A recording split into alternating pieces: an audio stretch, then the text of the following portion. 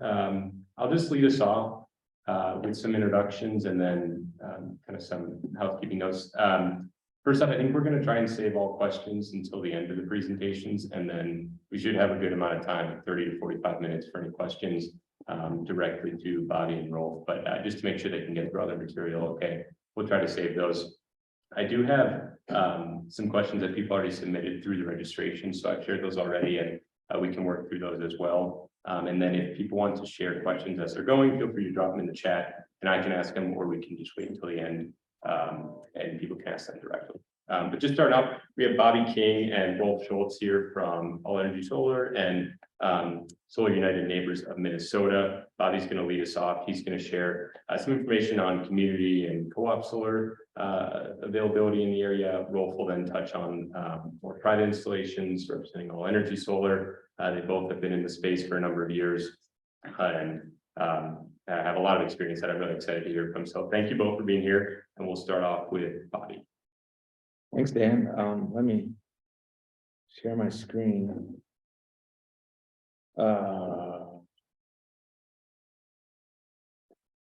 Sorry, technical. You had that before. I know I had it before and now it's not popping up. 1 second. Yeah. Oh, there we go. And then I have to make it. Is that, then let me always goof up here. I got to start it as a slideshow from the beginning. There we go. Thanks. So my name is Bobby King. I'm the Minnesota State Director for Solar United Neighbors. So I'll tell you a little bit about what we do as a nonprofit. I'll tell you a little bit about solar technology, the economics of solar, and then we coordinate solar co-ops. They're buying groups essentially. We got one going on now. I'll tell you how that works. So a little bit about Sun. We got started in 2007, and Anya Schoolman was our founder. She's the woman there in the front of the picture, and her son Diego on the right saw an inconvenient truth, and it worked. He said, "Mom, let's go solar." And so she said, "Yeah, that sounds great. Let's do it." And they lived in the Mount Pleasant neighborhood of Washington, D.C. And they got different answers depending on who they talked with the city on what was possible. Different installers told them different things. So her sensibility is kind of an organizer, a community-based person. She got her neighborhood together, and about 100 of them met for over 2 years to figure it all out. And 50 of them went solar. And the story made the news, and she started getting phone calls. "We'd like to do that. How do we do that?" And she ran it out of her living room for a little while. And now it's turned into the organization now, Solar United Neighbors, where we work in all 50 states, but we have programs like this in 12 states where we do buying groups, Puerto Rico and Washington, D.C. And over the course of it, we've helped 8,000 folks go solar through one of these buying groups. And the important to me about that story is that an important part of what we like to do is make solar as community-based as possible and bring people together and interconnect people that are going solar and solar advocates. And this is kind of how we think about what we do. We help people go solar, then join together and fight for your energy rights. And an important part of the policy we work on, it's informed by the experience that our folks have trying to go solar, the good and the bad. So we learn about the obstacles to going solar and the challenges through talking to our folks who are trying to go solar. And usually it's challenges with how incentives work and how the utilities deal with folks that want to go solar. So here's the basics of solar technology that we feel like it's important to understand. I feel like it's when you go to get your car repaired and they say your catalytic converter is a problem. You don't really need to know what a catalytic converter does on the inside, but you just need the basic theory of what a catalytic converter does. So you can say, "Oh, that makes sense." Or you can say, "Yeah, I don't think so. That doesn't sound right." So we're talking about solar PV, solar that turns sun into electricity. There's other types of solar that heats hot water, but solar PV is what we're focused on. And here's the basic components of system that would be on your house or farm or rural small business. You'll have a solar array. It could be on the roof, could be on the ground, depending on your situation. So that's a series of panels joined together. Those are taking sun and turning it into direct current. And then your home uses alternating current. So it goes into an inverter. And then that inverter feeds alternating current to your electrical panel. And electricity wants to be used up by the closest thing that wants to use it. That's just how it works. So whatever you have in on your house, whatever draw you have, your air conditioner, your light bulb, your electric stove, it's going to take the electricity you're producing and use it. And then you don't have to get that from Excel. What you don't use, let's say it's a really sunny day, your windows are open, most of your lights are off, and you're just at peak production and you're not using much power in your house, it's going to go through your utility meter and back onto the grid. And then your neighbor's going to use it, is what's going to happen. Whatever they got running that needs power is going to. So a lot of people think about solar, they want solar because they want to be independent and they believe in energy independence. And that's true, and that's a part of it. But also, you know, a cool thing about solar is you're creating and so interconnected grid where you're just not a solar consumer anymore, a power consumer, you're a producer, and you use what you need, you share the rest. And it's like a homegrown tomato. You're sharing like the best of the best, that local, good, high quality, locally generated electricity, and you get compensated for it through a process called net metering. And just a little bit about the system components. On the left is kind of the pieces of a panel or a solar panel or a module, a frame, glass, encapsulant that binds the glass to the solar cells, and encapsulant in a back sheet.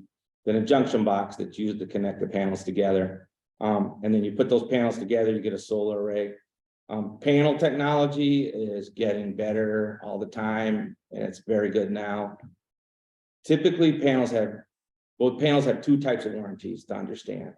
One is a production warranty, guaranteed to produce so much power on the 25th year, and one's a product warranty. So panels have a production warranty of 25 years. And usually it's 85% or higher, usually higher than 85%. So meaning on the 25th year, this panel will producing, let's say your production warranty was 90%, it'll be producing 90% of what it did on day one. So manufacturers feel good about the product. And then there's a warranty against defects. That's 12 to 25 years, depending on the panel. Then the other terminology, just to get in your head as you talk to installers and think about it, is kilowatts and kilowatt hours. So kilowatts is a unit of measuring power. So think of a 60-watt light bulb is half as bright as a 120-watt light bulb. And then kilowatt hours measures usage of that power. So if you ran 1,000 kilowatt hour light bulb for an hour, you'd use 1 kilowatt hour. So your system size is going to be in kilowatts, and then your electric bill, your usage is in kilowatt hours. So your installer is always going to know what your kilowatt hours are, and they're going to give you an estimate of how many kilowatt hours a year your array will produce. And here's a little drawing the scale to get some idea of what the size is of arrays. And then racking. This makes a lot of people nervous, putting holes in your roof. The good news about racking is that no one's getting up on your roof and inventing this as they go anymore. This is a big industry, racking. I remember I was at a solar conference one year and I didn't have anything to do, so I went to a racking manufacturer seminar, and they had a racking product that had been under, 6 feet of snow in Japan for the last year, and there had been no leaks. And so these products are well tested, and there's a product for most every roof. So here's some guys installing racking on an asphalt roof. But mostly whatever roof you have, there's a solution for that roof that's been well thought out, and most installers will give you, 3 to 10 year warranty on roof penetration problems. But the thing is, if you're gonna have a problem, it's gonna be early on. So, and you're not likely to have a problem. The last piece of the system is your inverter that turns the direct current that panel is producing an alternating current, which you use in your home. So there's two basic kinds: string inverter, you see that on the left, microinverter on the right, and then there's a system where you can combine the two. And here's kind of the essence of how they work. But let me go back. These inverters usually have warranties of like 10 to 12 years. They can be more, but your installer will tell you what they're producing and what the warranty is. Here's how a string inverter works. They're wired in series, and you have one inverter. So there's fewer pieces to break. You only have one inverter.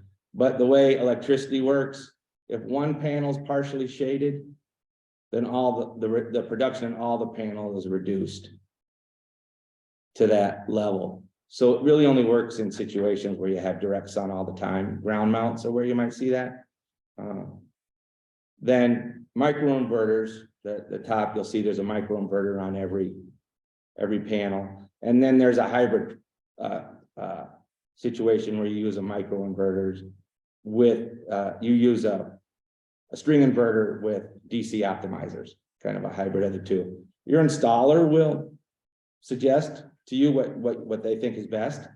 For most roof mounts, it's going to be microinverters, but it's just good to understand what they're talking about. And it's the microinverter that will send to your phone or your computer a pretty detailed analysis of how your panels are doing. And your installer will also be in the loop on that. Most folks, if they have a problem with their system, the installer knows about it before they do. They've got a system that lets them know, oh, this microinverter is telling us this panel has a problem, or there's a problem here or there. But you can also, there's folks that love it, they monitor it on their phone, and you get up to the minute production.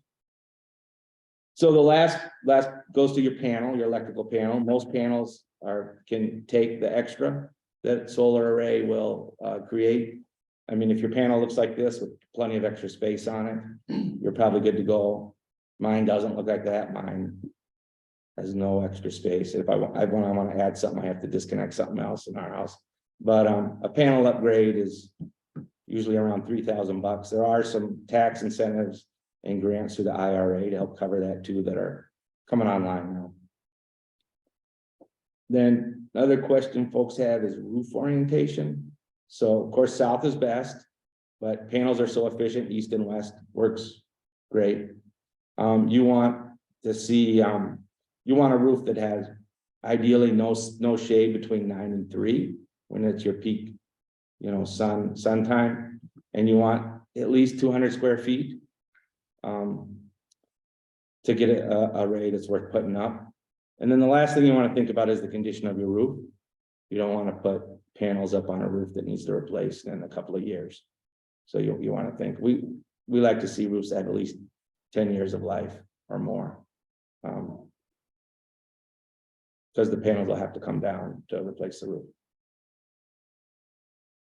Then this is back to the first diagram. So this is what a little bit about net metering. So in Minnesota, we were the first state to adopt net metering in '89. The utilities are obligated to pay you roughly retail for the electricity that you put back on the grid. And your neighbors are using that, and they're being charged for it. So it's not like you're being paid for something that's not valuable. And that's an important part of the economics of solar, because a lot of folks are going to be overproducing in the summer. They're going to be producing more than they use, and being compensated for it fairly is necessary to make it all work. And then some people are surprised about that. When the power goes off, your array shuts down. So you're not backfeeding power to the grid, and lines people get electrocuted when they're out there trying to get everything back working again. So if you want to have power when power's out, you need batteries. they're expensive. So they'll add substantially to your costs. Most people that get batteries, in my experience, they've got some kind of critical loads at home they want to always keep going. And they'll create a circuit for the battery that'll power what you've decided are the essential services in your home you want to keep going. We've got a guide on batteries if you want to take a look and do a deep dive on that. And battery technology is getting better faster. But as of now, they're pricey, but some people want them and they do them. So just a quick review, you got your solar array, you got your inverter. It takes that DC, that direct current, turns it into alternating current. That goes to your electrical panel, you use what you need, and you share the rest with your neighbors, and you get compensated for it. Few of the questions people have. We went through the warranties. Homeowners insurance, you're going to need to check with your homeowner insurance about if they're going to increase your policy amount. Some do, some don't. Most folks I talk to can shop around and find someone who treats them fairly if their insurance is going to be increased dramatically. Maintenance, I mean, nothing is no maintenance, but there are no moving parts on solar. So they're low maintenance, but there can be problems. Systems are designed. I mean, the production warranties for 25 years. The systems that are being installed now haven't been out for 25 years yet, so we'll see. But you know, we don't expect like on the 26th year, you know, all of a sudden they don't work. So if you do live in an HOA, you need to look into that. We hope to pass this year legislation that forces HOAs to accept solar. So we're pretty close to getting that passed. How much time do I got? I want to know from that.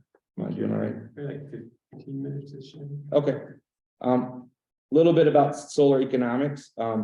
So costs have dropped dramatically from kind of graph shows how much the cost of installing solar has dropped. The products have gotten better. As they've gotten cheaper, they've gotten better because they're being mass produced. There is a 30% tax credit that everyone's eligible for when you install on your home. So that's a credit against taxes owed. And you can roll that over until you use it. You'll have to pay the installer that amount. It's not like you get to knock it off the cost of what you pay, but you should be able to get it back if your tax burden is greater than that amount over the next couple of years. Here's a little bit of how to think about the payback period. I use 320 a watt here. You might pay more, you might pay less, depending on your roof and your situation.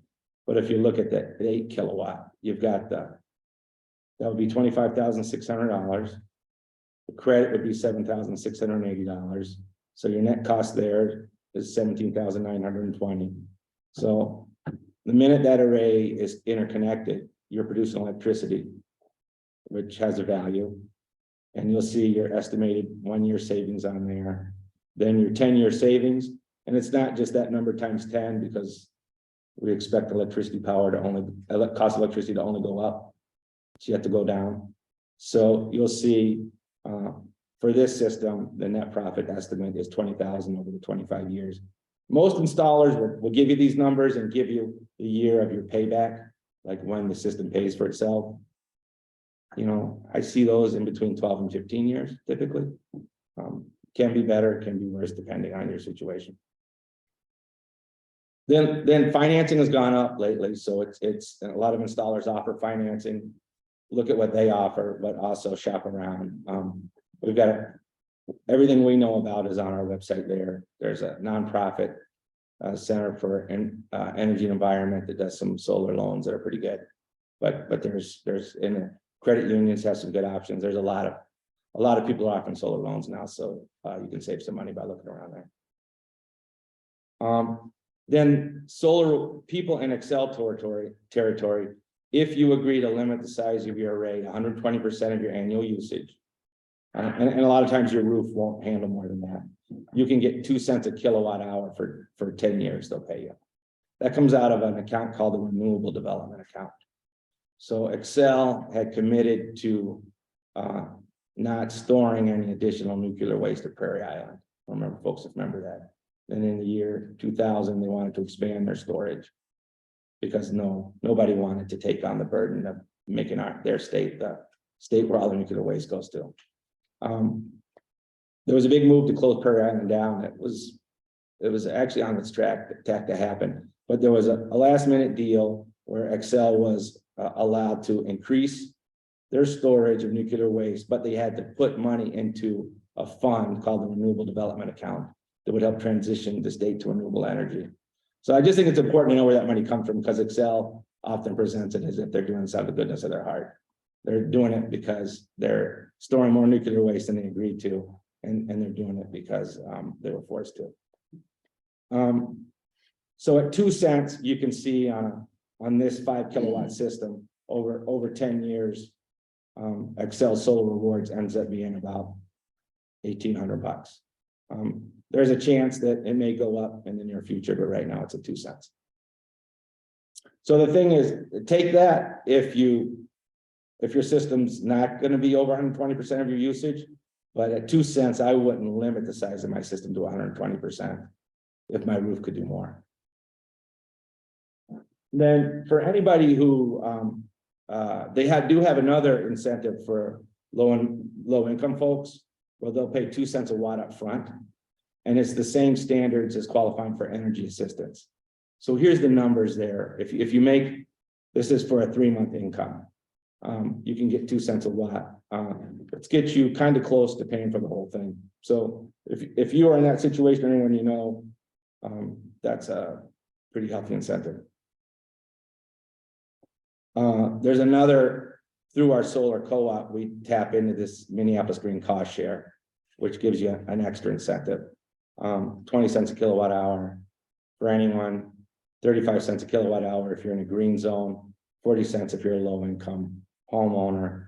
This is the green zones. They're parts of the city that the city has determined are disproportionately low income and have been impacted by environmental concerns. And you'll see the green cost share on a 5 kilowatt system, if you're not in a green zone, not low income, for 5 kilowatt systems, about $1,200, to give you some idea. And then just for a low income homeowner, for a 5 kilowatt system at $314 a watt, figured. And that's a number some people pay. Often people pay more, some people pay less, depending on your situation. You can get within $3,200 of paying for the entire system when you factor in that and the green cost share if you income qualify there. And I'll wrap up quickly with how our co-ops work. So, like I said, they started in Washington, D.C., where co-op doesn't mean what it means in Minnesota. So it's essentially a buying group. There's no legal entity here. So it's a group of folks coming together to get a great value on installation, support throughout the process from our staff, connect with other solar enthusiasts, and become part of the solar movement. The theory of the co-op, as you can see, this is how the cost of solar's decreased over the years. And what hasn't decreased is the soft costs of procuring customers. So what the co-op offers to installers is a group of people that we've vetted, that know about solar, that are very interested. So installers are interested in that, and then they bid competitively to get the business. Here are the steps of the co-op process. You join the co-op, and then the members select an installer. For the Twin Cities area co-op that we're doing, we've selected the installer. So we're coming up on this sign-up deadline towards the end of this month. Once you join, we do a roof review. Our staff does, to make sure you're suitable for solar. Then the installer that was selected, iSolar, will get you a bid at the co-op price. You don't have to take it. You don't have to do it, but it's up to you whether you want to move forward. And I'm certainly there to answer questions and help you as you work with them. So to join, this is the website to join. Go online there. Takes a couple of minutes. We'll do the roof review, and then once you pass the roof review, you're in the co-op. Oops, that's it. Thank you. Thanks. I think we'll just go right to Rolf, and then again, we'll just, for an join late, we'll just save the questions for the end. Okay, Can you bump me off or? I'll try here, hold on here. Or the pause share? Yeah.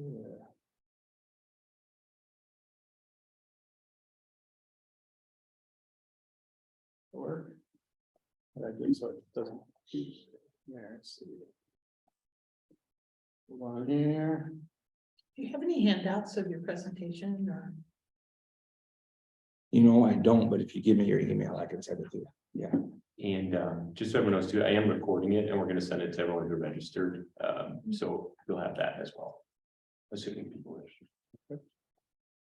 My name is Rolf Schultz. I work for LHiNC Solar. I've worked down for them for about 1.5 years now, but I've been a customer since 2016. So I am pretty much going to be using my own system as a case study for this presentation, because for me, it's been kind of a journey. I first started out with a solar array in my house, and I think it might be pertinent to a lot of people here because my house is old. I live in Southeast Minneapolis. It was built in 1908. It had a roof that was about 14 years old and had a lot of mature trees around. And I did it anyway, and I was doing it for more environmental reasons. But it became really clear that once I did it for environmental reasons, there's some really good financial reasons to do it as well. And so that's what kind of got me going on this, I call it a journey. Because then I ended up adding an EV, electric vehicle several years later, and it was like, this stuff really works. And then I decided I want to make a career in it because I was at that point when I was doing it more because I felt kind of depressed about, the sequoias burning and Glacier National Park losing its glacier. And I was like, I just don't want to be part of the problem. And so my wife and I decided we'd make these investments. And then it became, like, wow, there's a good financial reasons to do that. And that gave me a lot of hope, because I think once the economic, financially viable thing becomes the smartest thing to do, I think that's when we kind of jumped where everybody will start doing it. That's how we're going to make real change, is by making it the cheapest thing to do. And so, I decided, like, I was no longer just trying to not be part of the problem. I was trying to be part of the solution. So I got a job with LHiNC Solar. So then I also ended up getting a battery later as well, and that performance blew me away as well. So what I'm doing today is I'm going to be using my own system as a case study and how I've added this stuff on through the years. We're going to look at my bill. We're going to look at the performance of my battery, how long that's kept me up. We're going to look at my car, why I got it, how much it costs to operate. And I'm hoping that'll be kind of maybe a model for what you can expect from this. So I'm also an Excel customer, which I assume a lot of you are. So your experience would probably be very similar to mine. So, and just a little bit about LHiNC Solar. My guess is we're the largest residential installer in Minnesota. I love this map. I love to show this to customers because these are all our installations just around here. Okay, we're actually in about 5 states, I believe. And actually maybe a little more now. And I do recommend when you look at solar installers that look at ratings. We get very high ratings. I chose All Energy when I did my system. They were not the cheapest, but they gave me the most conservative estimate about what I could expect for how much this would produce. They were telling me a certain size, and other installers were saying, even a smaller size system would produce more energy. It's just, you got to be really careful with how much they're promising, because the more they say it makes, the cheaper the system looks. So they were the most conservative, and they also found me some really good rebates as well. And so, and I ended up going with them, and it was a great experience, and so much so that I wanted to work for them when I decided to get into this. So, and we're also the St. Paul company, so we're local, and all of our work is done in-house. So, so I want to start out with actually net metering. So Bobby did a little bit on that, but I want to actually go a little deeper into it because it's really important to understand that side of it. It's how it works and why we have so much solar in Minnesota, even though we have long winters and short days and lots of snow. It's the net metering that makes this all fit together, and it's really important to understand this. I also want to go into grid congestion at some if possible, because I think that might affect this area as well. So we'll try to talk about that. And then if there's time, I would like to, I'm no longer pessimist about where we are with our environment. I'm turning more into optimistic, and I want to kind of go into the reasons why I'm optimistic, if we've got time. So, all right. So let's go into net metering. This is my system for my solar system, just to kind of show you what I'm talking about. This is what my solar system looks like for one day, like a 24-hour. And so the green represents my overproduction. Okay. And that's what I'm actually sending out to my neighbor's house. I'm actually getting paid from Excel for that. Okay. So yesterday, you can see it was like the day, I'm way overproducing. The white area represents what I'm producing in my house and what I'm actually using in my own house. And the red represents, that's nighttime, that's what I'm buying from Excel. Okay.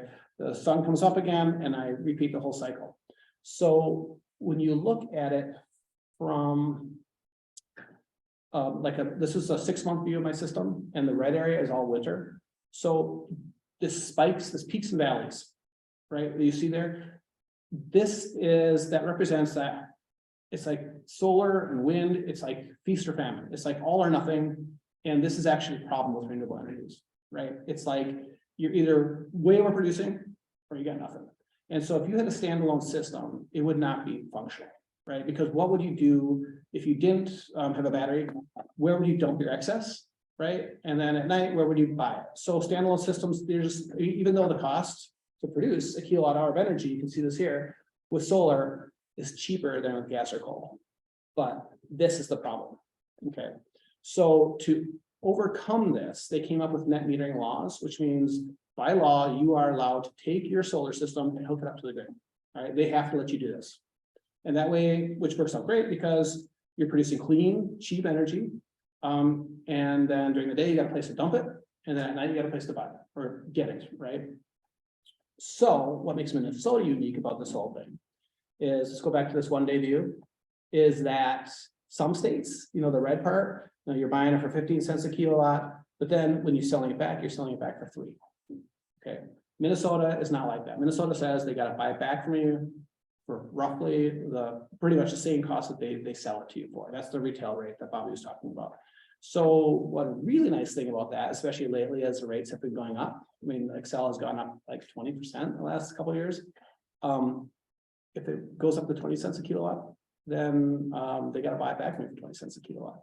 And there's some fluctuations there. It's not one-to-one always, but that's generally how it works. So if you look at this as an investment, and I think you should, it's like an inflation indexing investment, right? Energy tracks inflation very closely. So you all of a sudden, it's like you can go and buy treasury bonds, or you can get solar, and you're probably getting a better rate, and you're going to produce clean energy. So that's how net metering works, and that's state law. So any question? I mean, I just kind of want to try to put it out there why it exists and how it works. And it's important to understand that side of it. Okay, so let's go on. Let's look at my house. This is my house. I live in sewer. My roof is 14 years old when I put it on there. I was doing it for environmental reasons. Like I said, I had all these old trees around. You can kind of see it from there. And so I ended up getting a 28 panel system, or 24 panels, 280 watt panel. That's how they size the panel. They have how many watts it'll produce. Ends up being about a 6.72 kilowatt system. And it offsets about 99% of my home use, right? This is what it looks like on the outside of my house. It's got 2 meters. One is my production meter, and one is my the main meter that is what Excel bills me. That's what that is. And then that thing on the side, my systems is old, so I'm using a string inverter. So the thing on the right, that's a string inverter. The newer systems, they use microinverters, and those are much better especially for Minnesota. So how has it performed over the last 6 years? So if you look at this, I've used about $5,500 worth of electricity. I've generated about $5,400. So over the last 6 years, I've paid about $100 electricity. And I actually was in the plus. But my kids are getting older and they just use a lot more energy.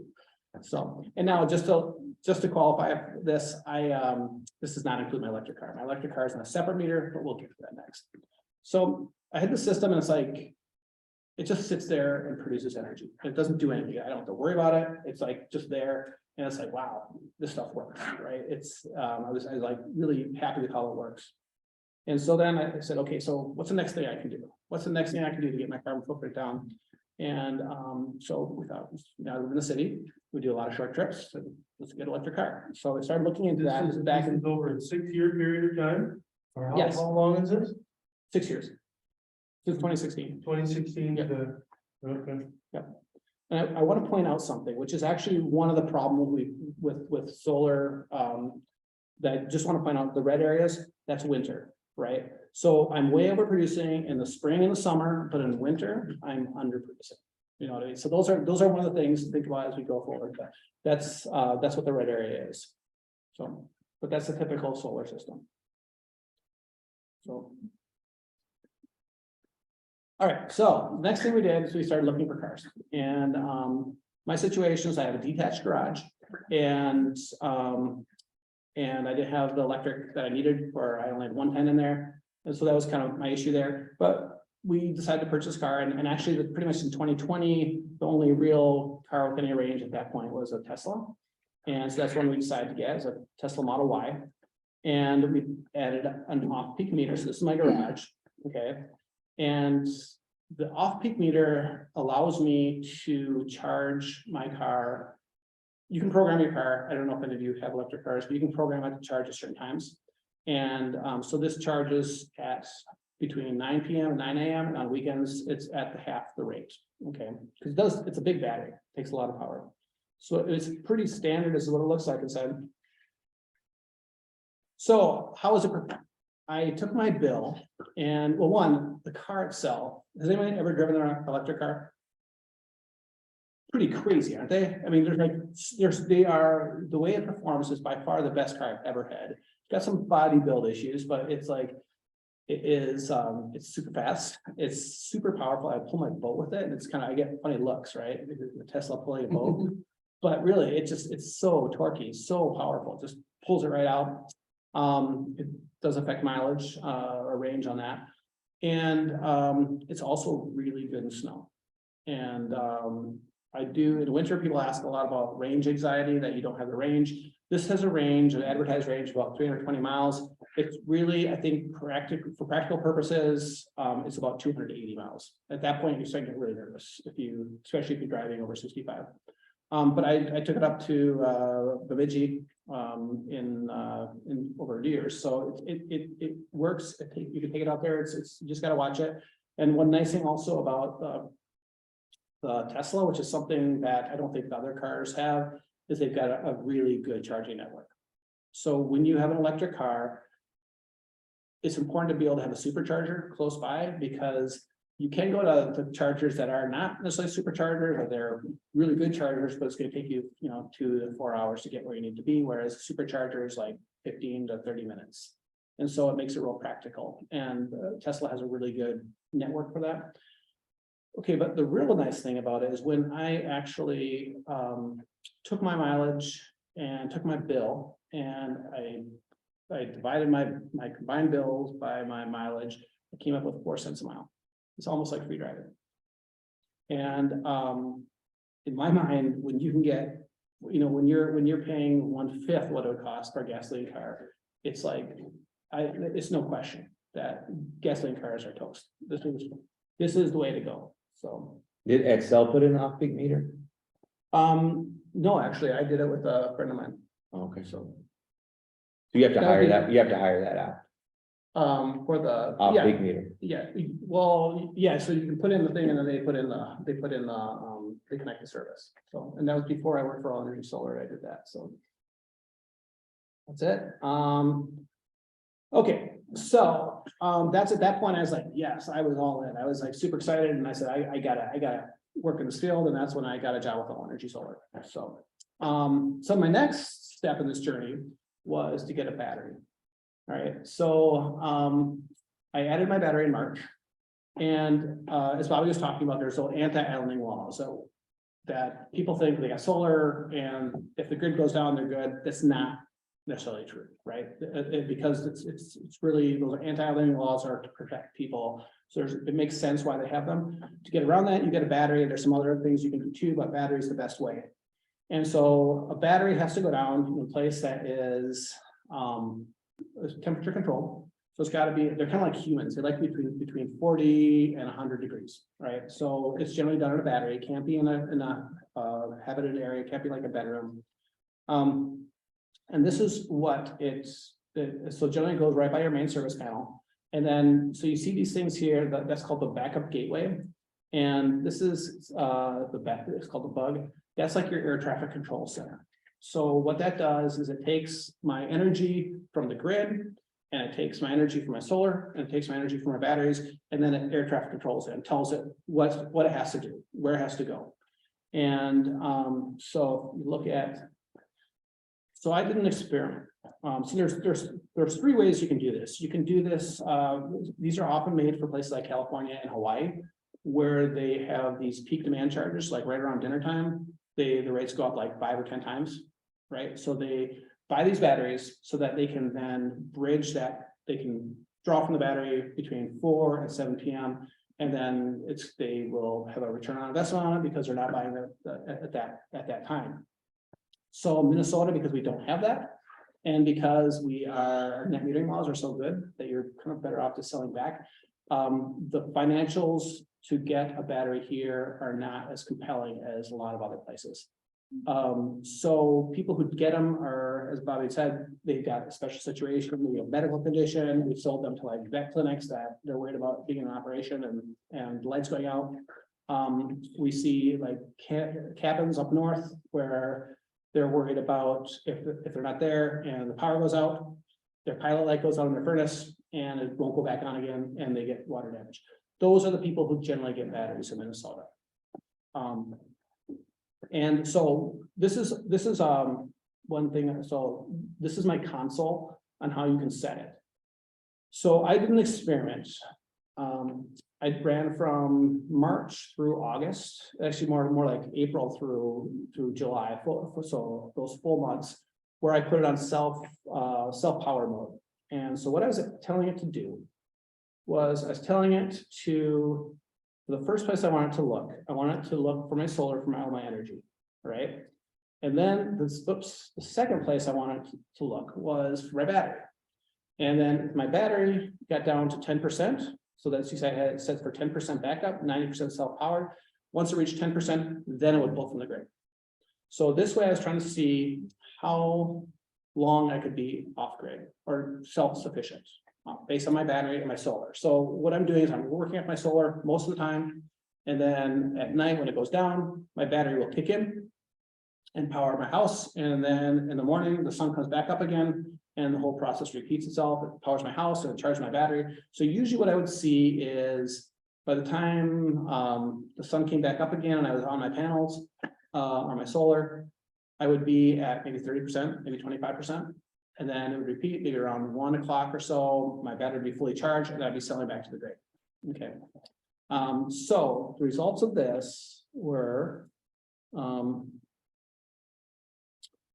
so in April, I was 86% self-sufficient, so pretty much off grid. In May, I was 94%. In June, I was 89%, and then I can't see this over here. Okay, and then in July, I was 83%. And it was powering your whole house, not just a dedicated circuit. Powering my whole house, right? Oh, interesting. Now, if I would have not run my air conditioning at night, I would have been probably 100% in June and July, or very close to that. My family didn't even know we were doing this. It was just like seamless. It's a super smart system. And what encouraged me the most is that it totally works. It's just like, you don't even know what's happening. And so we're in the infancy of this technology. And so, you know, when I'm talking about being optimistic, it's like, this is a 13.5 kilowatt battery and 24 panels on my roof, and I can do this. So that's what, that was kind of like another eye-opening thing, that this stuff really works. And it does a job. So What are the numbers, the dollar figures there in the bottom? Oh, that's just what Tesla says that I'm, that I say, Save.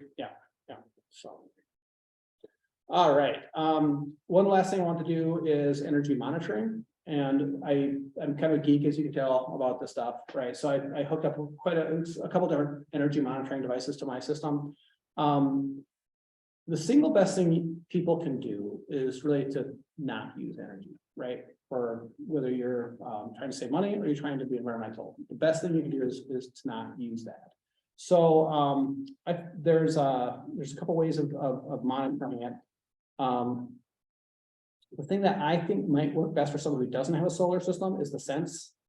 And what this does is you can kind of see how it's hooked up here. There's that little console, that red thing that goes into your main service panel. You don't need to have, this is for solar on the side there. You don't need to have it for solar to monitor what your usage, but this will then give you reports on what's using what, right? It uses artificial intelligence to do it. And it costs about $320, I believe, to do it. I got the solar one, which is $380. But when I meet with customers and they've got a huge bill and they don't know why they got a huge bill, I tell them, get this, get a handle on your usage. Does the electrician have to install They suggest it, but it's really easy. it? You don't have to, okay. Super easy. But I mean, you can do it, but of course, when you go to Sense, they say, Yeah. we recommend it, but you don't have to. So it is a little frustrating sometimes because it will mislabel appliances and it might not catch things or it might double label things. But for the most part, it gives you a pretty good sense of what's happening, where your energy is going. So on this, I figured out that I have an old freezer down in my basement, right? And it's not even that big of a freezer, it's just total energy hog. My Christmas lights, they were the old style of Christmas lights, total energy hog. So you can fine tune your usage based on that. That's probably the place to start.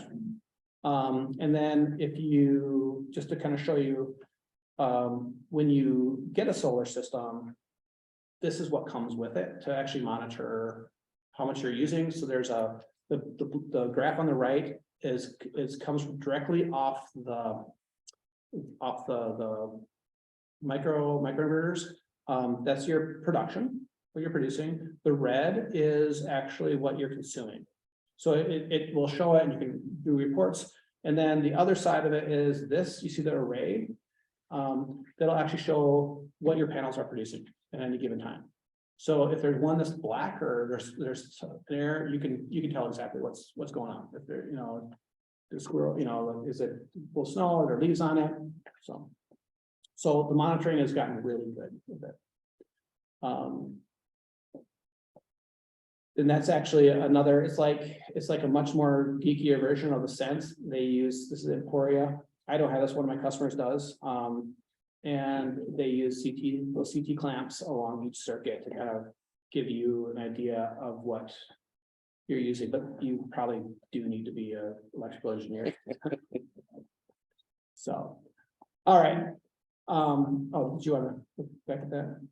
How much power that person is using for the bathroom floor? 114,000 kilowatt hours? That's a warm floor. That is a one. They're using 1 million, is that, can't really read that well, 1,050 kilowatt hours, is that? I can't, I'm getting kind of blocked here from here. So which one? The bathroom floor. Oh, 114. Yeah, 114, yeah. Oh. Yeah, okay, that's- yeah. I It thought- was, it's 7, what was it? Yeah, Yeah, 114. That's a, yeah. Keep your feet warm, it's expensive. But that's the Emporia system. I'm not sure how it works, but okay. All right, so that was my system. The one other thing I wanted to talk about was grid congestion, and Mike knows more about than I do on this, but I will talk a little bit about it because it is something of concern and there's something you can do about it, or try to do about it. This is Excel's grid congestion map, and I don't know if you ever look at our company's reviews, we've got really, really high reviews, but our 1-star reviews almost all have to do with this. Right, because what happens is that people, they make the commitment, they say, yeah, let's go get solar. We go through the whole process, we, drone their house, we get it all set up, they get their financing set up, and then we go to Excel, and Excel comes back and says, sorry, you're not gonna get on. Please pay us our $200. Okay, and it's frustrating. And so when you look at the red areas, those are areas that you've got a very high chance of being rejected for. Okay. What that means is that the grid is full. They can't accept more solar in there. It seems to be a strictly Excel problem. The other utilities seem to have figured it out. It's a lot has to do with density and it has to do with an old grid. But what ends up happening is that when you try to put on more solar on there, because we move that graph with all the the ups and downs, they just can't handle any more solar. And so a lot of these areas, we have some strange laws about community gardens that they have to be in contiguous counties. So a lot of those solar gardens are in the outskirts out here that are feeding into the grid, which is part of the problem. So there are places like out in Northfield and out in Chicago County with a 30-year wait. So they never say no to you. They just say, yeah, you can get it in 18 years, which is basically saying no. So now we've got it down to the point where we can give you pretty good forecast based on your feeder. We can look that up to see if you're going to be good. So if we know that you're out in Chicago County, that's the first thing I do. I look to see if there's if there's this issue there, and we can give you a pretty good forecast. That's going to be a problem. And then we'll tell you, yeah, 70% probably not going to go through. 30% of mine. What do you want to do? Let the customer decide if they want to take that chance. But one thing I did want to point out to you is the map on the left, bottom one. Okay, so Linden Hills is over kind of by here. This is Merriam Park, the St. Kate's, that Highland Park. Several years ago, this was not red. And you see a lot of people, which I think is maybe a similar situation as this area. You've got a lot of people that are pretty concerned about the environment, and they've got the financials to get a solar system or an EV. And so they had a lot of solar go on, and I think a lot of probably EVs go on there. And that place is closed up. It's full. So people there, they cannot get solar anymore. I think that could be, you can see over here, there's certain places too, that same situation, I think kind of same demographic, that we're seeing a lot of grid congestion. So this idea that you can, oh, I can get it next year or 2 years, not necessarily true. But it's just something to keep in mind. And also it's something to contact the legislator. They tell your legislator about it, because they do earmark money to utilities to do grid upgrades, grid infrastructure changes. And so that's a way to get involved, is to try to get them to put some money into this and solve this issue, because we really do need to solve it, because we need to do more of this, especially EVs, if we want to overcome our issues. So, Rob, can I add a little bit here? I agree with all of this. It's spot on. And I mean, so Excel's obviously a monopoly. If they don't let you on, it's not like you can go to your other utility.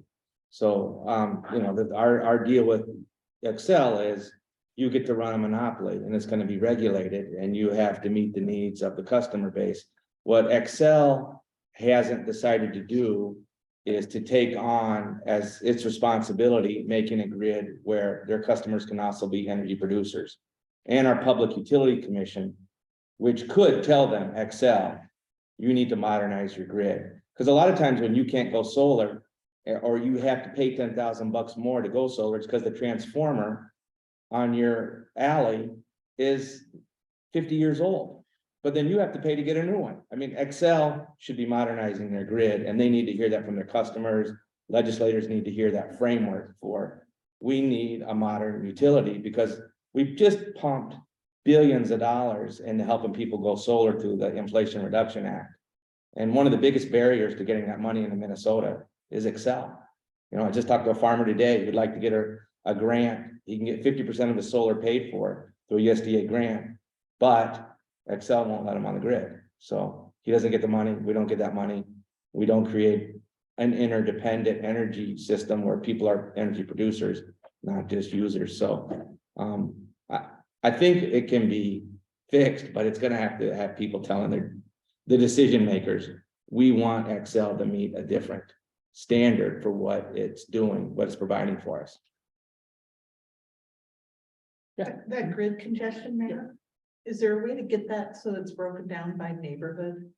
Oh, Oh, I live closer to Nokomis and I was just curious, I see kind of a big block. Not only that, what you can do is actually you can put your address in there, you can click on it and it'll tell you which feeder you have. Okay, And it will tell you if it's if there's an issue. Or we can give you a forecast. Yeah, I was just gonna ask that same question. So in terms of congestion, say within 20 miles of right here in every direction, Yep. is there a problem? No, there's not. Okay, You see, there's some orangish areas there. It seems to be okay. Okay, So I think that the reason why I bring up the whole Highland Park area is it's not a problem now. But did you guys watch football at all?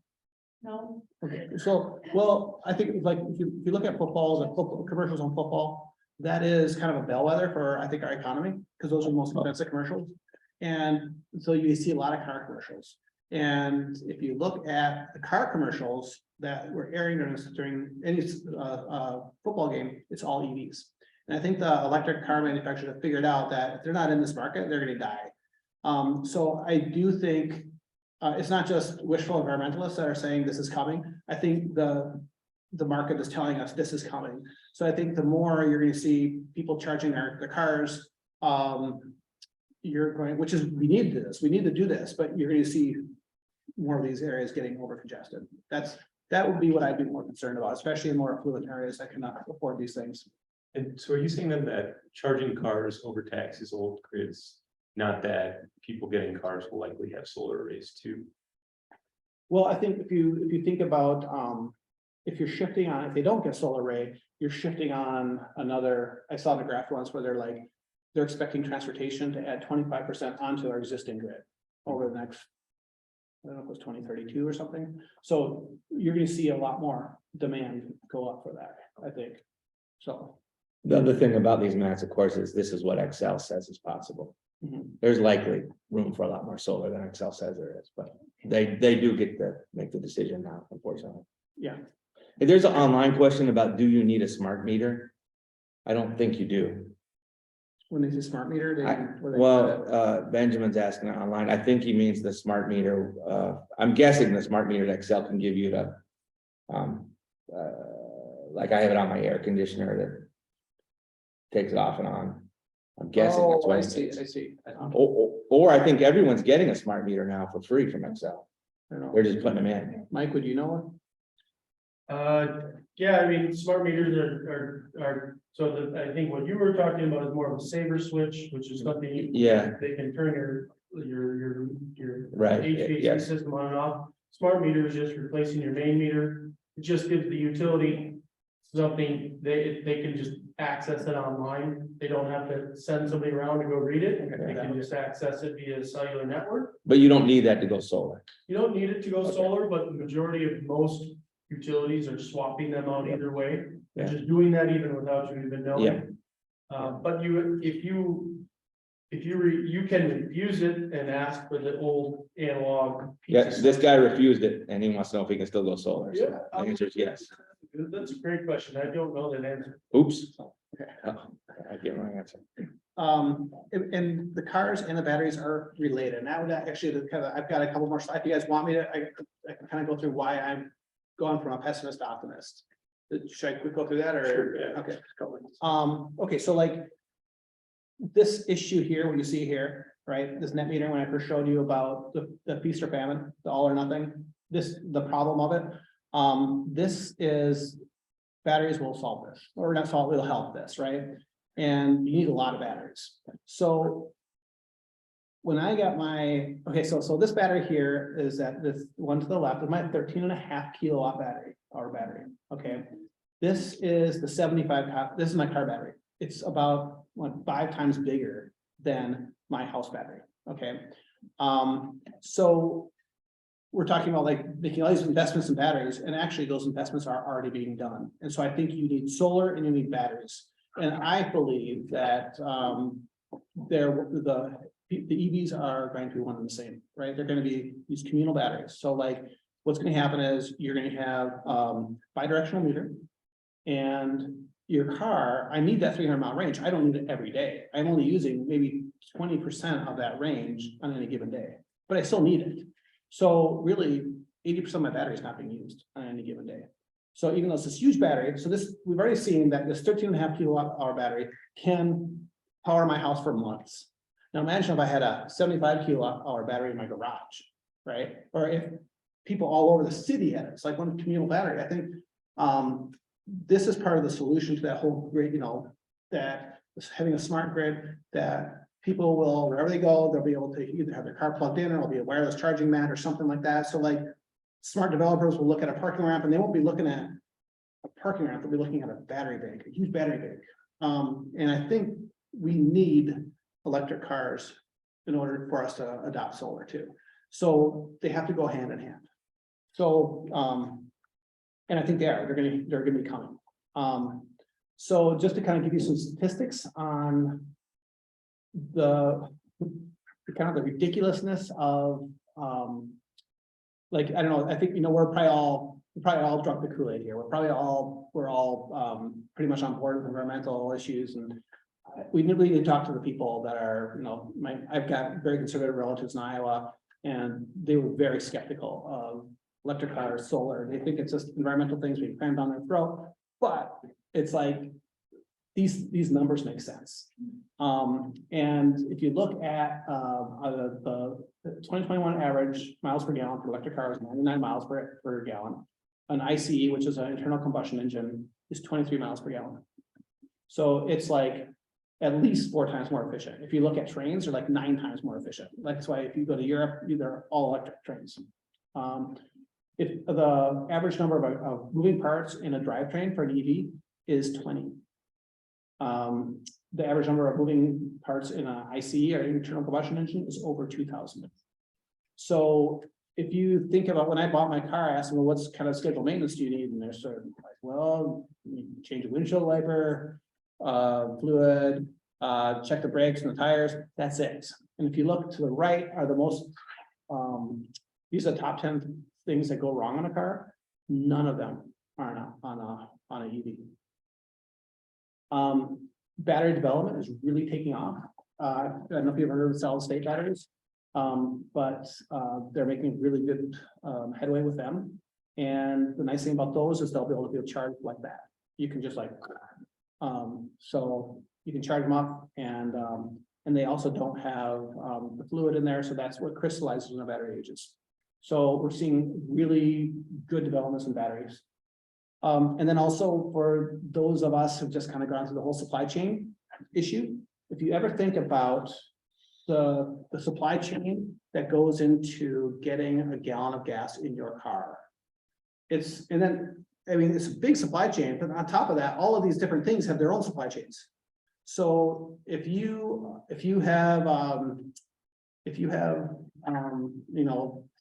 trying to, and we see that, we see the war in Ukraine and other places that really disrupt our supply chains, and they really screw us on an energy level, which is something, it's one of the very basics of our living in our economy. So the supply chain on solar is the weather. One link. So from economics to national security to convenience to performance, this stuff makes so much sense to me. And so that's why I've gone from being like, woe is us, to an absolute optimism. We just got to embrace this stuff, and it's coming quickly. So that's the end of my presentation. Are there any questions that you asked? Yeah, I think we have a couple coming through. Yeah. There's one online too. Yeah. I've heard on like some national public radio and stuff that there's a little bit of concern about how quickly people come onto this because of the resources to create the batteries. Calls into question whether or not they'll be able to supply that. And there's kind of a fine balance between how many people are onboarding this versus are there other ways that we can get those materials to manage the demand that will be coming? What are your thoughts about that? And then another question that's related is I've heard that the federal government is trying to rent some of the Tesla stations because they already have an infrastructure. And that was a quicker way to ramp up and make it available to all customers, not just Tesla customers. That I'm not, I know like in the Tesla stations in California are like during peak travel times are a cluster. It's not good, right? So I can't speak, I don't know about that. I do know I almost never use a charger. I just plug it when I get home. So the only time I use it was when I travel. So 90% of mine is done. So I don't know what they're doing. For the raw materials, actually, we do have a Mike Allen. He actually is the owner of All Energy Solar. He's the one who started it, and he came here. I think you live in the neighborhood, right, Mike? Well, not in this, I live in the one that was really red. I used to. Oh, you don't, okay. Another. Okay. He would probably, because he deals with this. He's constantly trying to find new specials, new. So he's right on top. He'd be the one to answer that, I think, about Raw materials. like, where do you see this going? Do you see this actually? If I understand your question correctly, this demand for the raw materials is going to overwhelm from what is available, and we're not gonna be able to do what we need to do. Is that what you're asking?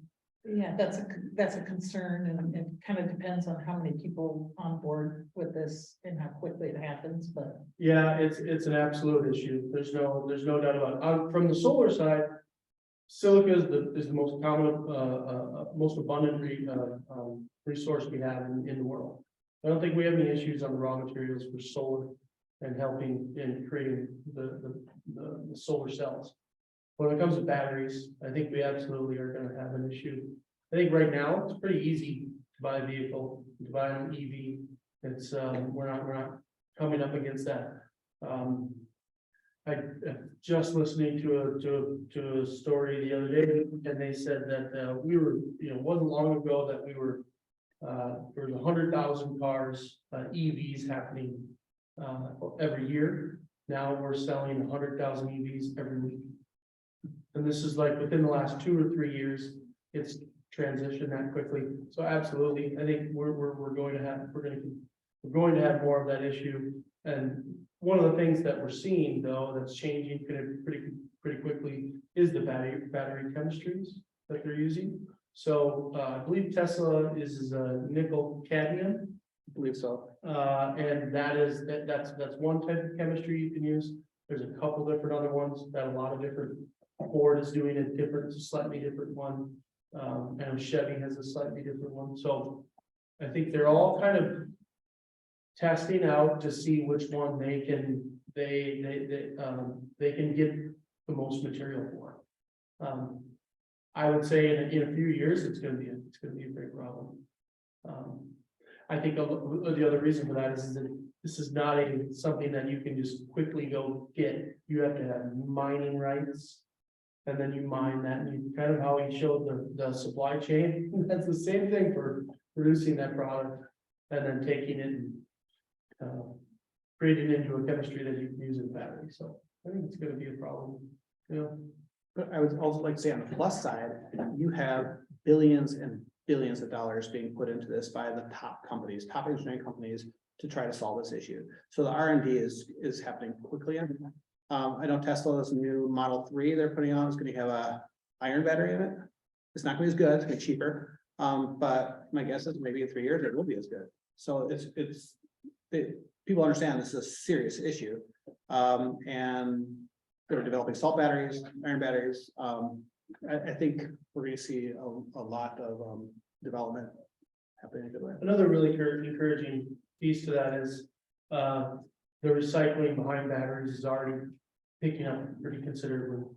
Saying, hey, we're gonna have a major issue if we don't develop a really strong recycling network. So JD Straubel, who's from the Midwest, I think he's from Wisconsin and so He was one of the founders of Tesla. And he's left Tesla, and his main focus is developing recycling facilities for batteries. And it's very promising. Dan, is there a question online? This Williamson's got their hand up. Yes, so Mike doesn't, Mike, we'll get to you real quick, but Jennifer had one first, so can either of you share experiences installing an installation on a slate roof? Right? Yeah, I can, if you want, yeah. Yeah. Sure, there are lots of products that you can use. It is the easy answer is it's going to cost more than a normal roof. Because as if you're an owner of a slate roof, you already anticipate everything you do with that roof is going to be more expensive.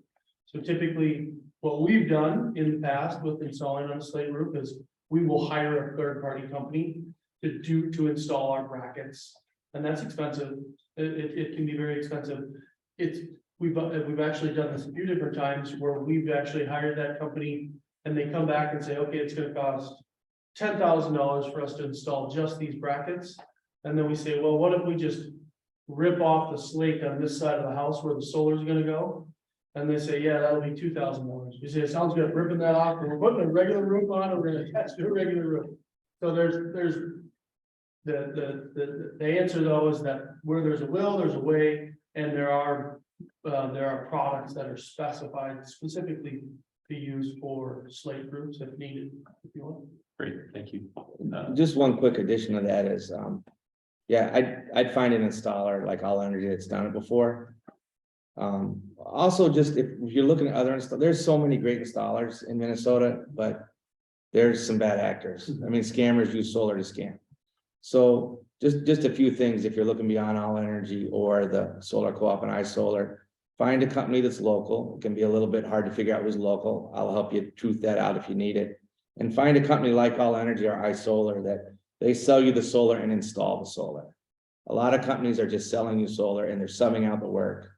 And then that subcontractor doesn't get it done and you don't know who will hold accountable, and it's a big mess.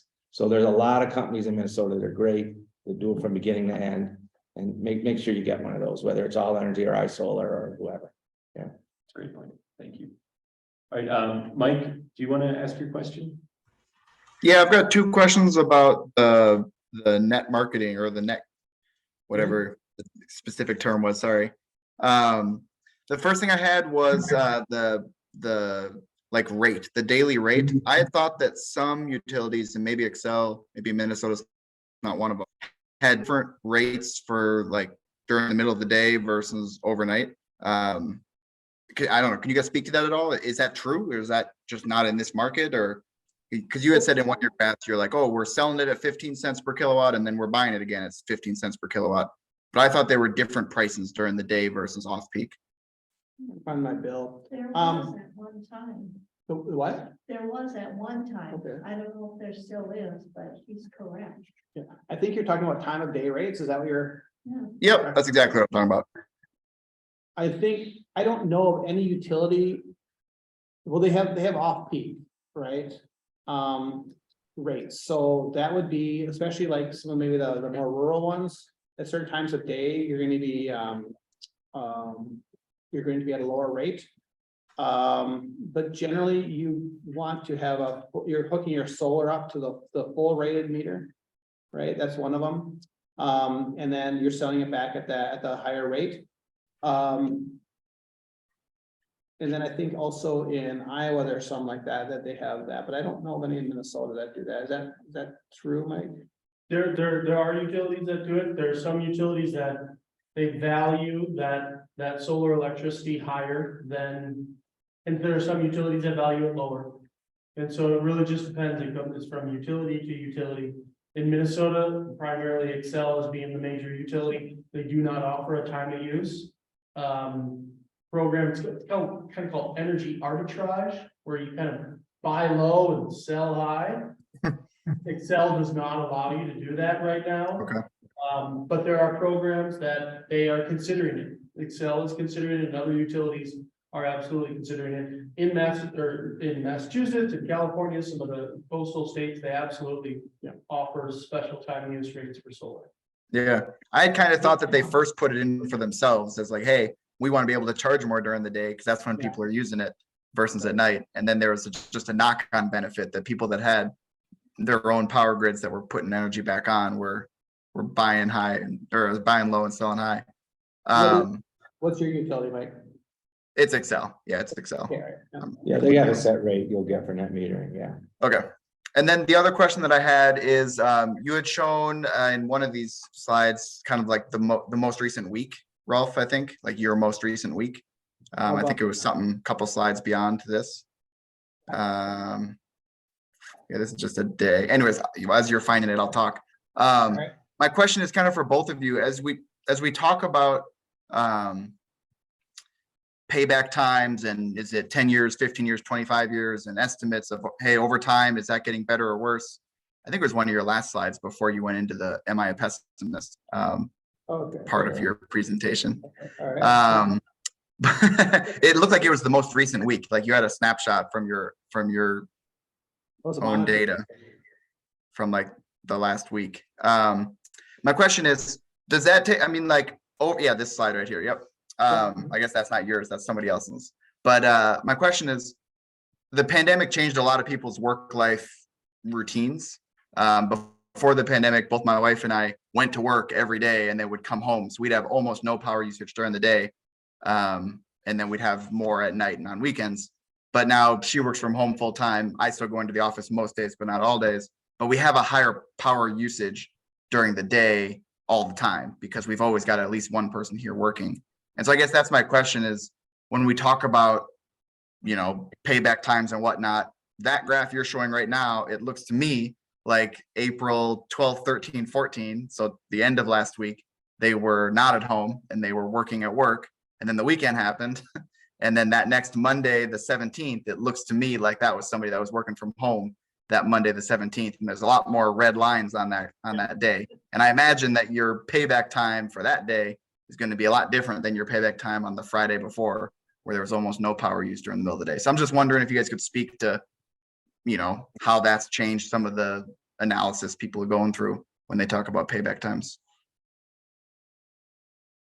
Well, I mean, so when you're producing solar, if you're at home using it, it's offsetting your bill. If you're producing more than you need, you're getting paid roughly retail from Excel. So it doesn't really impact your payback period time that much. You know what I mean? Because the panel, solar's still producing what it's producing, no matter what you're using.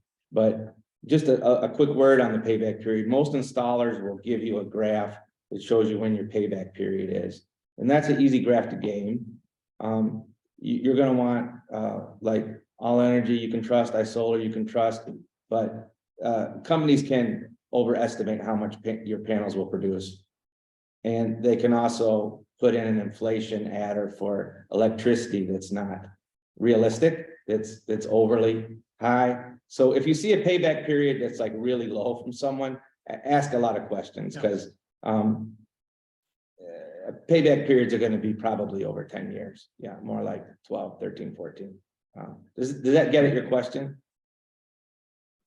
Yeah, I was just kind of wondering to hear you guys talk about how people that are working from home more, that are using more power during the day, so they're not just selling most of it back to offset what they use at night, how that, you know, what you guys thought of that, since It sounds like to me like you are using more power overall, correct?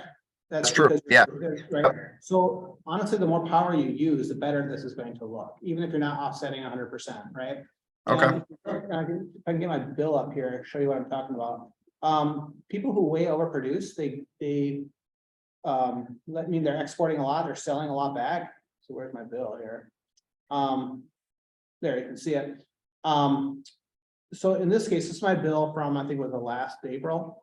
So I overproduced by quite a bit. So my biggest savings came in actually what I'm offsetting, what I'm not buying from Excel. And then for the stuff that I actually am getting a credit for my bill, I'm getting at about 12 cents. Can you see that? Yeah. So but if you look at, especially Excel, they've got all these extra charges on here, like affordability charges, adjustment, city fees, transit improvement tax, city tax, county tax, state tax, okay? When you add that on, it adds another like 23% on there. So by offsetting your usage, right, you're not only just getting 12 cents, you're getting another 23%. So it ends up being more like 15 or 16 cents, really. So often people that they're not offsetting 100%, but they're offsetting a big portion of it, they actually have the best return on investment. If that makes sense. Well, yeah, I got a quick, those other charges are based off your usage? Consumption. Oh, okay, Right. that does make sense, yeah. Thanks. So you're actually, I have, people who really want to overproduce, you have no problem with that, but really people who just want to hit 60%, I'm like, yeah, you're hitting the sweet spot there. You know? So, and often when we do, especially on roofs, it's different for ground mount systems, but there's often the sweet spots of your roof. The ones that face straight south, the ones that don't have a tree around it. And often what I'll do is I'll just maximize the sweet spots of the roof. And then I'll give them an ROI based on that, and then I will maximize their roof on all the east and west facing ones, and then give an ROI on that as well, so they can kind of see, you know, where their sweet spot is with their financials, if that makes sense. No, that's a good point. It's important to tell your installer kind of what your priorities are. My priority is return on investment. I'm not interested in that. I want to produce as much solar as possible, because, you know, there's a spectrum of what you can go for, and letting your installer know kind of where your priorities are at can help them get the system that's going to work best for you with your values and your pocketbook. That's the first thing I ask, what are your goals? What are your goals of solar? And if you're environmental, or most people are return on investment, we call them, you know, I call them ROI buyers. And the next group is both, you know. Fantastic. We have a couple more questions that we can maybe rattle through just quickly in the last 7 minutes. Benjamin online just is curious, what brand of panels are you both installing? If it's just one, or if you know of. Yes, it's been fluctuating. It's but right now I like to specify the REC for the RECs. The RECs, they're made in Singapore. They have the best warranty, the best performance, and like Bobby was saying before, they usually around like 85, 86%. That 25 years are producing 86%. The RECs are 92%. So I like the RECs. I used to love the LGs, but they stopped making them. And then we also have a Jinko, and I don't know if we do this Q cells anymore. Do we? Okay, a Q cell. But those are the ones that we are using. Yeah, iSolar for the co-op members, the base panel is a Q cell. And then if you want to pay a little more for a premium, you can get the rec panel. And correct me if I'm wrong, All Energy, but usually most installers can get if you really have a panel, you're just, I gotta have this panel, you know, they can get it for you. If you got something you just gotta have. Okay, thank you. Does anyone else in the room before I rattle through the other couple? Yeah, Catherine. Go ahead and do people online first. Well, we've gone through the ones online. Actually, we have a couple pre-questions that came in before that I would still ask for the recording, but if you have any. Well, just a couple of things. So I represent you for my installation. Okay. And you, I think you maybe came to my home and maybe not. Anyway, I just wanted to say, so I've had my solar a little over 3 years now, that you did, All Energy did. I have already like more than break even. I mean, my last Excel energy bill was a credit of $253. Is that good? So, you know, I paid for no electricity for a very long time. And I also really love the referral program, because I referred 3 people in this neighborhood who did the installation, and I got those bonus checks. Nice. And I also subscribed to community solar, to 2 separate ones. Okay. So it came up here kind of directly and indirectly, but if you subscribe to community solar, in addition, you get additional credits on your Excel bill. So You subscribe to 2 different solar gardens? I subscribe to 2 different ones. Oh, I didn't know you could do that. And so I have paid no electricity bills since my installation, and my solar's already paid for. It's awesome. Nice. I did not know you're in this room. No, he didn't. One question though, somebody, and I already have called the office and I talked to Jill and a few other people. But so my home is part of the development that's happening this year. I have my solar panels. I want to know what to do with them. I've called and I've talked to lots of people about, apparently there's no market for use of solar panels. So they're gonna end up, Oh, no. Well, there's so the quick answer to that is the biggest incentive right now. Is the federal tax credit. right, I got, 30%. I got like I think it was like $3,000 or $4,000 tax credit Yeah. at the time. Well, the requirement to get the tax credit is that the equipment has to be new. So it's a required, Yeah, yeah. so where there's a secondary market for solar panels, It's pretty limited. it's still pretty limited right now. And then the other thing, I had this harebrained idea, so I own a home up north and I was gonna take my solar panels and have put up north, and I was told I couldn't do that. Oh, yeah, you can do that. No, that is incorrect. You can absolutely do it. You So who wouldn't should I- get some of the same incentives. You would- No, you I wouldn't. realize that, but I don't want them in the waste stream. Yeah, And if I can take them, the developer said we could take whatever we wanted. So, you know, I talked to a couple people and they said, you know, number one, not a market for it, and number two, I can't take them and put them on a different home. But you're saying that I could, so absolutely. should I be speaking? You absolutely. Then, okay, Sure. okay, then I'll leave it at that for now. And I loved Charles. Carol Bullock, Yeah. he's awesome, yeah. So there you go. All right, that's my 2 cents worth. I'll let him know I work with him. You guys were going to choose better.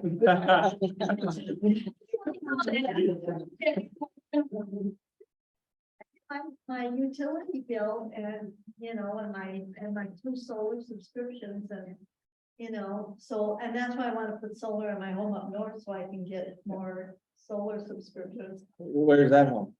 It's up by Moore. Yeah, it's kind of like, that was my thing too, is like, why isn't everybody doing this? Yeah, at It's- first I was kind of like, and people are saying, you're crazy, you'll never pay it back. I mean, I've had it for 3 years and it's already all paid for. It's awesome. Yeah, my neighbor sold community solar. And he's bugging me for years. And I said, so I sign up to this and I get solar power and I save money? That can't be true. Yeah. What aren't you? That's not true. That's not true. I looked into it. I was like, it is true. I think It works. In the last like 3 years since I installed, it was like $2.99 or something. So maybe just one last, I think I have 12 or 13, I can't remember for sure. maybe just one last question, then wrap it up. One of the ones that came in earlier was, when is it not worthwhile to go solar? So I'd be curious You're gonna move. after that. Do a slate roof. Yeah, This usually has to do, they're often, we DQ a customer because it's too shady. Mhm. Or, there's, the roof is in the right direction and they want, their main goal is to have return on investment, or that's usually when it might not make sense. Yeah, and it depends on what, you know, what's important to you. Some people want solar, even if it's not that effective, just they want to have it, but.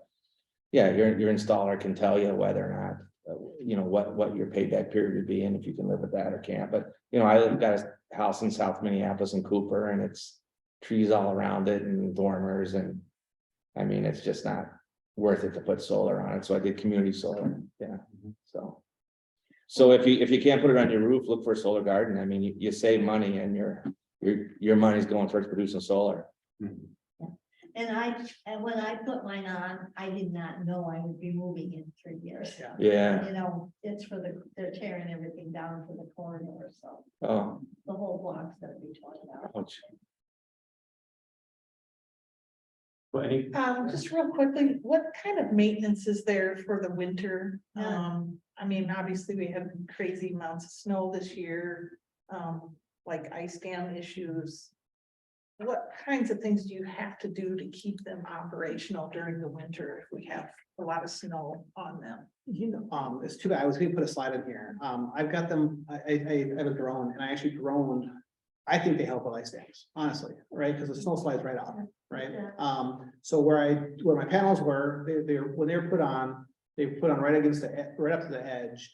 And that wasn't, it was just kind of like how it happened. But now when I look back, I'm really glad it did, because it's like when I look at the edge of my roof, any place where there's a solar panel, there's no ice dam. So in terms of maintenance wise, you're gonna see a decrease. I mean, you can see, you saw my 6th year, right? The red areas are all winter. So you got short days and snow. So production is much lower in the winter, but when we do an estimate, we already take like 10% off just for that. So when we give an estimate, we factor that in.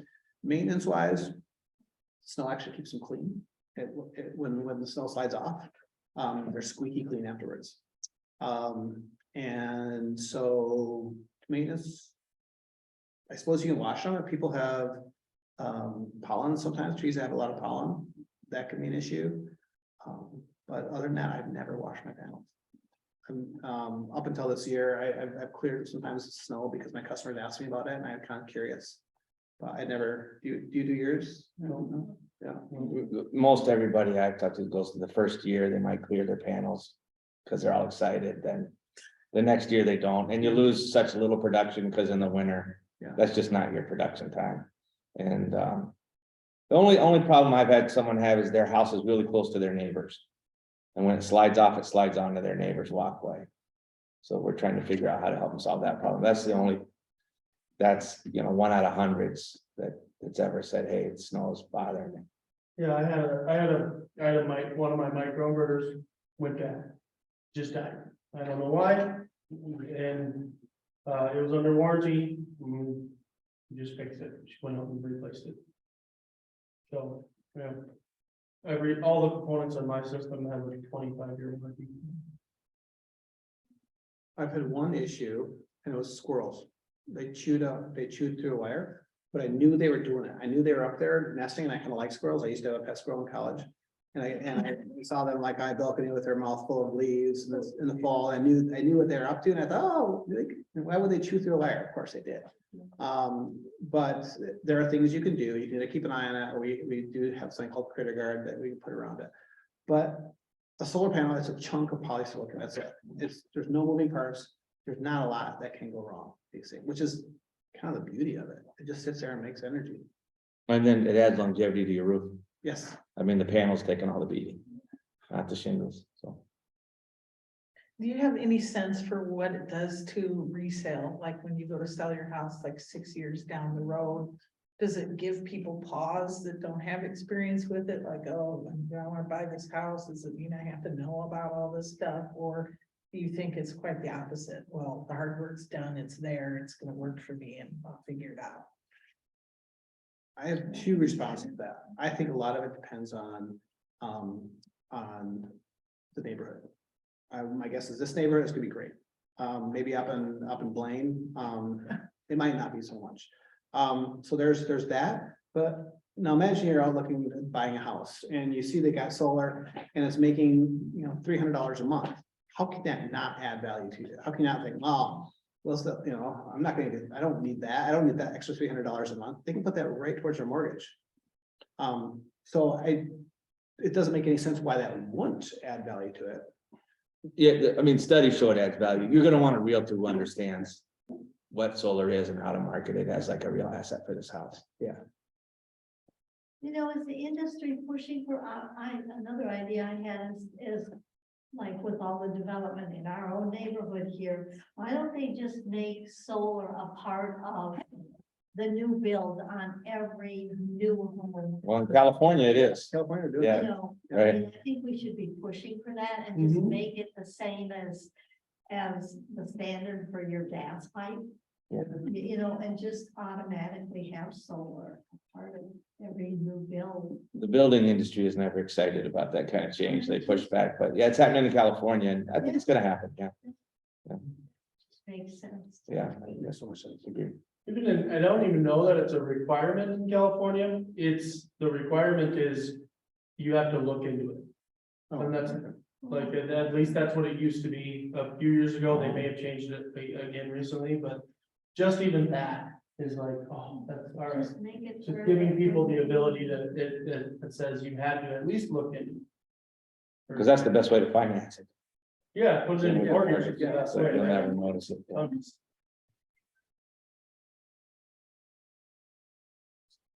Well, I think we're over time, so Yeah. I'll Yeah. probably end it there. Thank you both. This Thank is you. super informative. Yeah. Love it. thanks, I learned a lot. Thanks for everyone for attending. I'll send this recording out again, send it to the registered, and maybe we can get the slides too, if that's all right to share. Yeah. Yeah. You know, I didn't come for the meeting. I just came to find out what. First. And I got the same answer here.